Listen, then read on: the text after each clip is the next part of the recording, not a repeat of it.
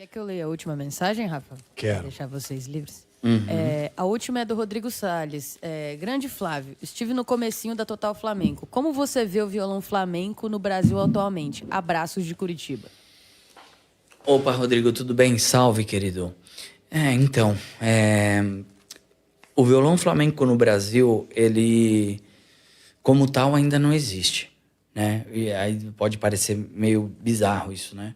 Mas a questão é, o violão flamenco no Brasil, ele não está inserido ainda no circuito violonístico brasileiro, né? Então, se você for ver festivais de violão pelo Brasil afora, circuitos, ciclos, né, que você vai ver que existem já, inclusive há muito tempo, você muito dificilmente, para não dizer que não vai ver nunca um violonista flamenco programado, já seja brasileiro ou estrangeiro. Então, assim, não existe o flamenco aqui dentro desse circuito, dentro dessas instituições, né?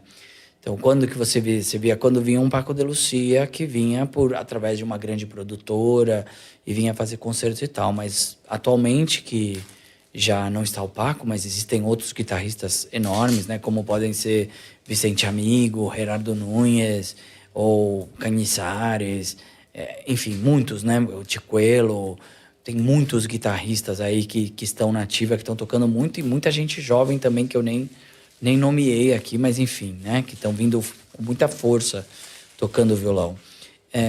Não estão. Então, assim, o que eu vejo é que existem alguns talentos, também é verdade que a gente também tem gente que toca flamenco aqui no Brasil, mas não são muitos os nomes de violonistas flamencos que de fato tocam com excelência, e isso é uma coisa que vai aí, né?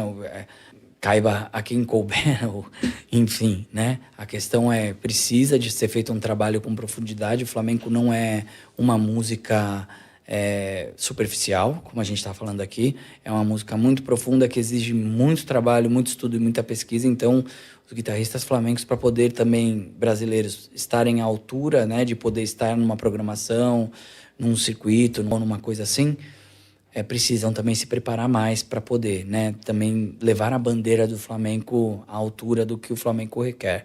Então, é uma coisa, assim, de duas formas, mas de dois gumes, vamos dizer assim, né? Duas vias. Mas também o que eu vejo é a questão de curadoria, que também é uma outra coisa que eu, por exemplo, como eu estava falando, 30 anos de carreira, 50 países já que eu já estive, prêmios, discos, currículo não falta. Vou e apresento, né, propostas para SESCs, para instituições e editais e tal, e não existe a menor, sabe, interesse. E muito também em relação àquilo que a gente já falou.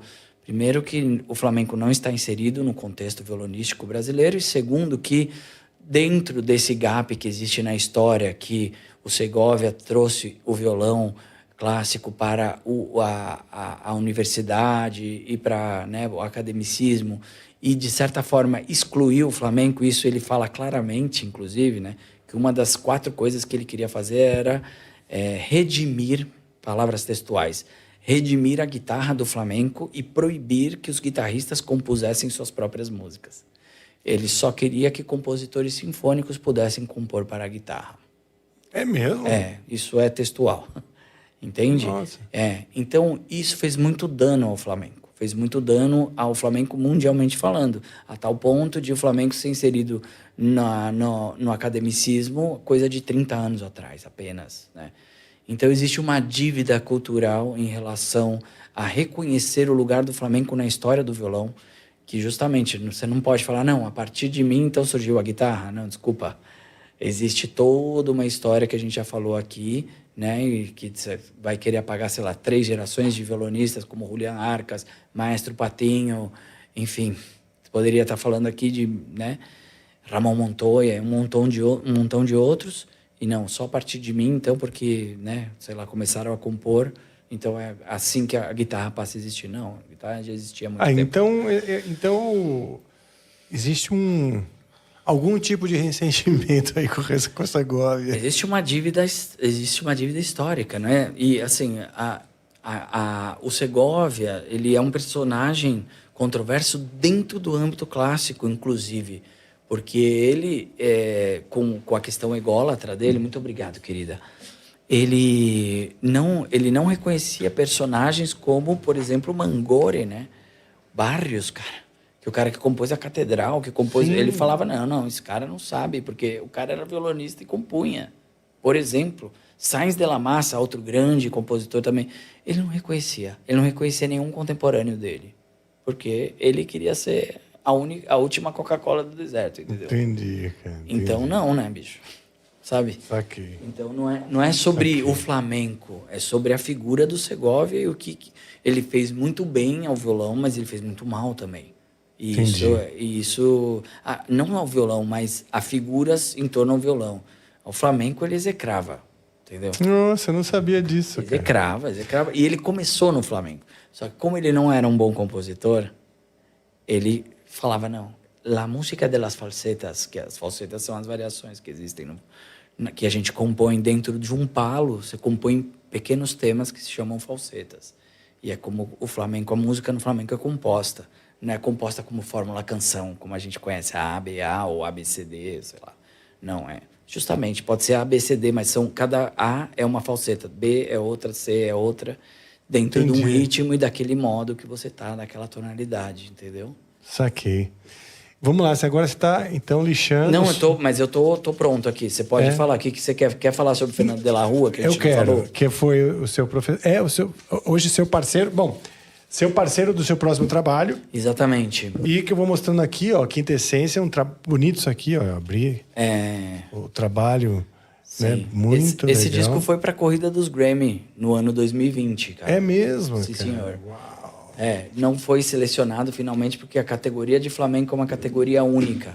Ah, é? Então você concorre cantor, com músico, com tudo, Com entendeu? todo mundo e com os espanhóis também. Exatamente. Um montão de gente. Independente, né? Todos os discos são independentes, meus, lógico. E aqui o Anyway. Esse é o primeiro disco que eu gravei na Espanha. Os dois, né? Os dois foram gravados na Espanha.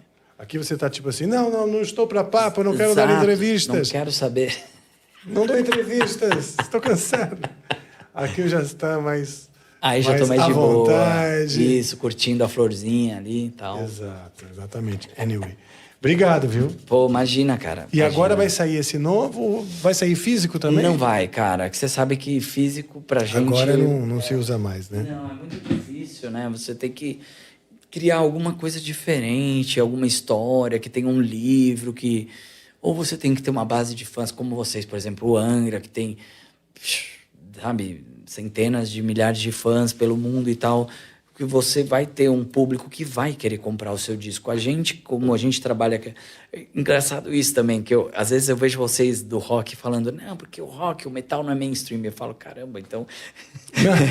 vocês tocam no Rock in Rio pra 100 mil negros, não é mainstream. Eu falo, caramba, lógico que se a gente for falar de mercado, de o que se vende, do que não se vende e tal, mas eu fico pensando, falo, caramba, então o flamenco o que é, né? Tipo, nossa senhora. Eu acho que sim. O que a gente faz é uma música de nicho, Sim. como o flamenco é uma música de nicho. Aqui no nosso nicho, caso do metal, ainda tem essa coisa da mitificação do artista. Uhum. Entende? Uhum. Claro que colabora muito. Sim. Né? Eu acho que no flamenco a gente tem a mitificação do estilo e da cultura flamenca, né? Sim. Claro que tem um Paco que virou um mito. Claro. Mas no meio desse mito, a gente mitifica a magia, está muito mais na cultura em si, Sim. né? Do que nos indivíduos, necessariamente. Sim. O rock já tem essa coisa da mitificação dentro, tipo, cabelos ao vento e... Né? A postura já é totalmente romântica nesse sentido, né? Sim, mas o que eu quero dizer é que vocês, por mais que se for comparar com o mainstream dos do com a pop, Beyoncé que não sei o quê, tal, lógico que não é, grandes. não vai ser mainstream, mas vocês tocam em grandes palcos, grandes Sim. festivais para grandes públicos, que eu quero dizer. Sim. Vocês não tocam num teatro, pode até tocar, né? Mas não é esse digamos, a pegada de vocês no geral, né? Difícil você ver uma banda que vai tocar, sei lá, num bar, num pub, não sei o quê. E o flamenco é outra coisa, mas enfim.